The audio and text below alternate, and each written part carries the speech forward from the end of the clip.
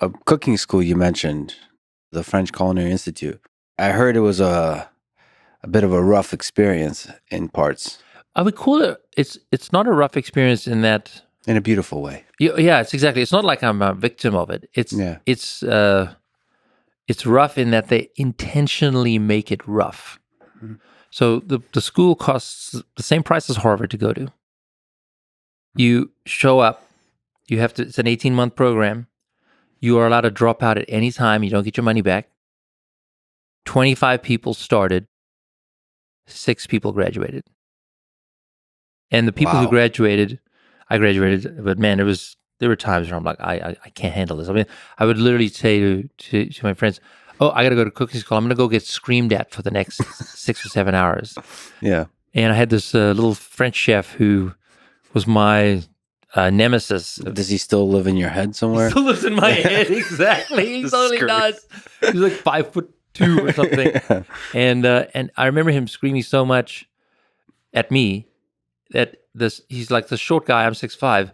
The spittle would land on my face. Nice. And I would just have to stand there and take it. It was a very humbling experience. I did learn though that it's intentionally rough. So I took a little bit of the edge off it one day when that same chef had come over to me and said, move over a little bit. And I moved over and he took my carrots, or whatever, and started just chopping everything. Mm-hmm. It's like perfectly. And then he said, okay, now you can come back. And then he went over to someone else and started screaming at them, saying that, look, even Kimbal can do this. And you can't do this. Mm-hmm. And I was like, this whole thing's like a psycho game. Yeah. So it did take the edge off when I realized there was, like the guy was intentionally trying to break you down. And they do this apparently in the army. I've not been to the army, but they need to break you down. Everything you know is worthless, so that then we can teach you and you can come out of it with what actually we want you to know. Are there specific technical lessons you remember you learned from that? Sort of how to cut carrots, or how to approach food, how to prepare food, how to think about food, how to carry yourself in the kitchen? You know? All of those things. I think that one of the most beautiful lessons was actually scrambled eggs. So there's different layers of chefs. So they're all master chefs. They're all very well-known people and everything. But Alain Saltner was one of the chief, main guys. Mm-hmm. And he just passed away, master chef. And everything kind of stopped when he would show up in the kitchen. And he would teach very few things. And all of the other chefs who were, the same ones that were screaming at us, just like, it was like the Red Sea parting. Like, they have total respect for this human, and he can do whatever he wants. And one of the things he wanted to teach was how do you make an omelet, a French omelet. Mm-hmm. And it's really fundamentally the same thing. It's a soft scrambled egg that you fold. And the love that he put into the time with us, and of course he's a legend. There were moments like that where I'm like, wow, okay.